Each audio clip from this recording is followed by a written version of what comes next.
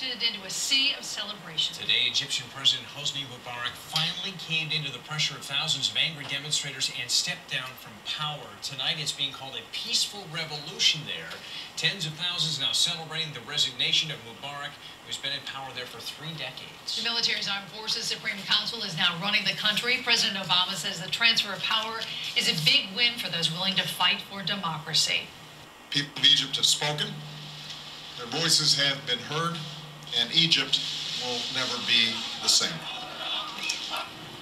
It is still unclear this evening how the country will move forward in the coming weeks. Egyptians living in Connecticut are speaking out now about the dramatic change in their homeland. News 8's Mark Robbins is on the scene in Hamden, where local Egyptian Americans were attending religious services. It's certainly been a tumultuous 3 weeks or so in Egypt, but members of the Egyptian American community here in Hamden seem pleased with the transition of power in their homeland. Hope ring throughout Hamden's Coptic Church of Egypt.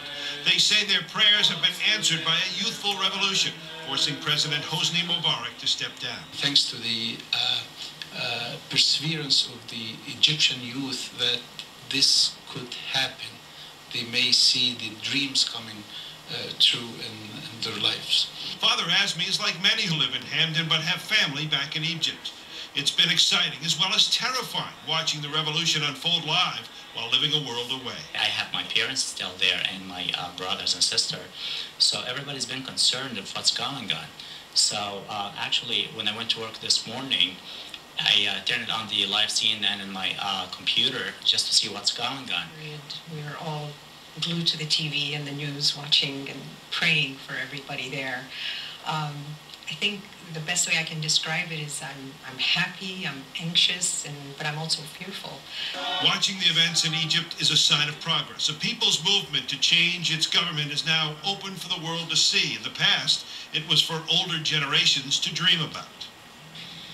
This is the first time that we see young people, through the technology of the internet, were able to really start something that's very meaningful and very powerful. As the members of this church and the community continue to keep a keen eye on what's happening in Egypt, they plan on showing their support by gathering supplies in case they're needed in Egypt. On the scene in Hamden, I'm Mark Robbins, News 8.